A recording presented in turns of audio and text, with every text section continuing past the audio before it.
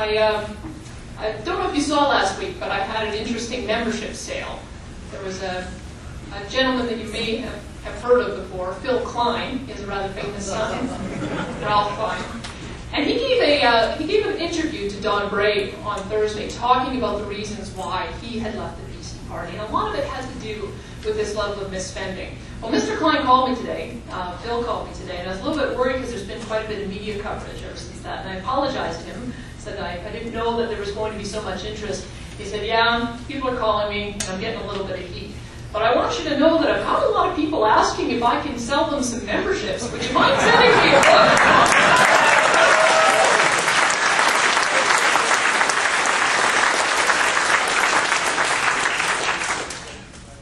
When we go to some of these meetings, I just want to put this on the table as well. We hear a lot during the question and answer period about some of the federal issues that our federal party is dealing with, whether it's the Bloc Québécois, or whether it's the Court Challenges Program, the National Parole Board, or appointing judges. We've been asked a lot about the definition of marriage. We've been asked a lot also about the criminal laws on abortion. I think these are all very important issues. But I think we also have to keep in mind that the federal issues, the issues that I hope we can talk about tonight, and the ones that I'm going to be talking about, are focusing on those provincial issues that we can actually do something about, that we can actually change. Things like appointing our own chief firearms officer, so that we have somebody in Alberta who respects the law-abiding hunters and sport shooters and doesn't minor them in the red tape because of the Ottawa regulation and licensing program that the government just created.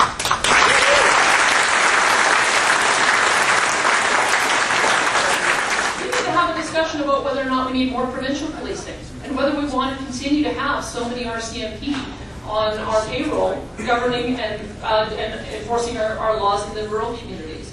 We need to talk about whether or not we want to have a provincial pension plan and opt out of the Canada pension plan. We need to talk about whether or not we should be collecting our own personal income taxes. And we sure need to work a whole lot harder to make sure that every single province across this country buys into the concept of a triple E Senate and at least get started with that first meeting.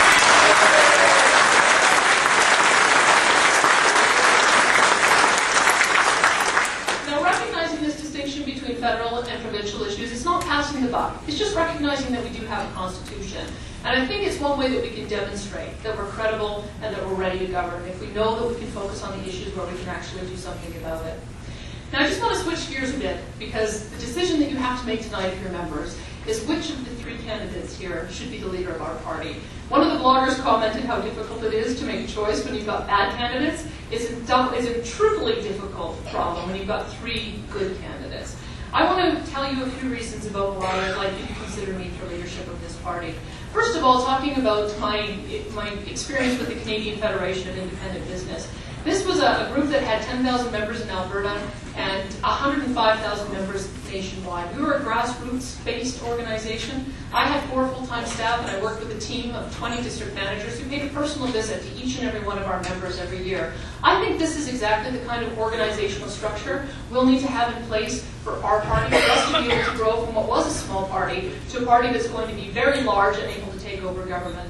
The other thing I've mentioned about my experience at CFIB is I have familiarity with dealing with the grassroots policy setting process. Every single policy that was passed by our members were policies that I had to advocate on.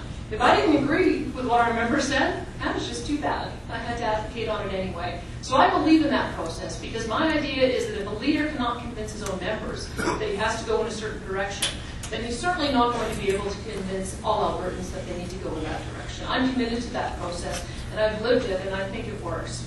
The last thing is the media, and I was on CTV yesterday, Tom Clark's show. I don't know if anyone had a chance to see this new show, Power Play. And as I was thinking about that, I thought how amazing it was that we have drawn national media attention to this project that we're working on here in Alberta. And it does occur to me that whoever becomes the leader on October the 17th has to be prepared immediately to be treated by the media as the official opposition. I'm ready for that. When I was at the Canadian Federation of Independent Business, there were some weeks where I had to do media interviews 20 or 30 a week.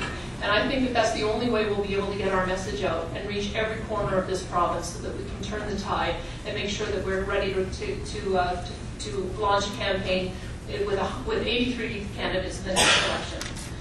The second thing I'll mention is a degree. Oh, I'm sorry, I didn't see where that was. Thank you so much. I will be able to finish my comments, I think, as we go along, but I appreciate your...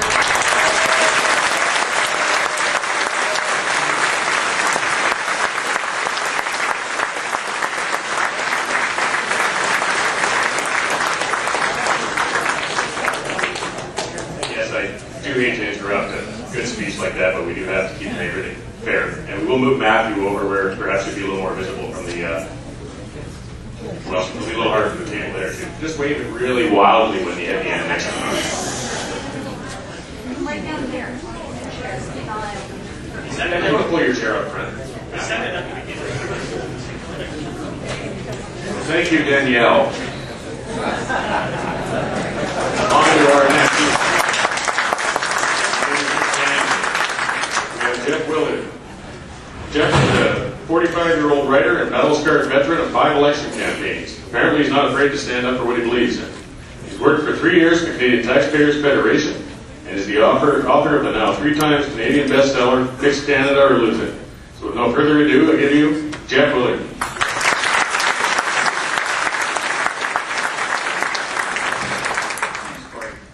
Good evening, ladies and gentlemen.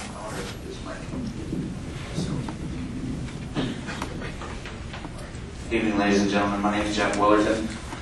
I'm a 45-year-old writer and small businessman. 45 years just long enough to have learned a few things. I always throw that in because my opponents are 38.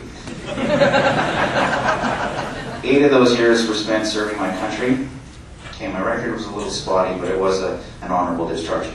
13 of them now have been spent promoting better government in this province. I'll come back to that. But to tell you a little bit of my story, the political bug bit in 1990. I've been infected ever since. I started running against the Tories in '97. I've done so 5 times in the last 12 years, not because they're too conservative, but because they're too liberal. They always have been. Peter Lougheed quadrupled the size of government during his tenure, and at the same time, a guy named Trudeau was doing the same thing federally. Lougheed was equally frugal, I like to say, and very much tongue-in-cheek. Ralph Klein made some cutbacks in the mid-'90s that were necessary and long overdue, but they were entirely misdirected. By allowing bureaucrats control where the cuts took place, it was given that they would remain, which of course they did, thereby contributing to the situation today where 51% of our healthcare budget, for instance, is consumed by administration. So we don't have too many nurses and teachers. We have too many. What we had and have is an ever-expanding tax-sucking parasite known as the bureaucracy, and that has yet to be addressed in this province. Yeah, but Ralph, he shot from the hip. Well, you'll recall that, as well as any gunslinger will tell you, hip shots do not contribute to accuracy. You'll recall that no less than 140 times in 2004, Ralph Klein said that the only way taxes were going in this province was down 3 months before they went up $700 million. That was a very public flip-flop. I could give you countless examples of Ralph saying one thing to the cameras and turning around behind closed doors and doing the exact opposite, but I'm not campaigning against Ralph Klein here. I bring these things to your attention only to point out that Ed Stelmach is not the first tax and spend poor liberal leader of an otherwise good conservative party. He actually follows a long line of them. He is one, obviously. His first legislative decision when he assumed power was to add photo radar capability to red light cameras, despite evidence that technology increases rather than decreases accident and fatality rates. And evidence against that technology continues to increase, continues to mount. But we really don't need evidence and reports to tell us the obvious. Common sense dictates that when you distract drivers' attention, even by their speedometers, when they're going through an intersection, bad things are going to happen. I'm not saying it's dumb. I wouldn't say that about anybody. But that was probably the second dumbest tax increase of his short tenure. His second legislative decision was to slap a carbon tax on the oil industry, an equally questionable sop to the environmentalists.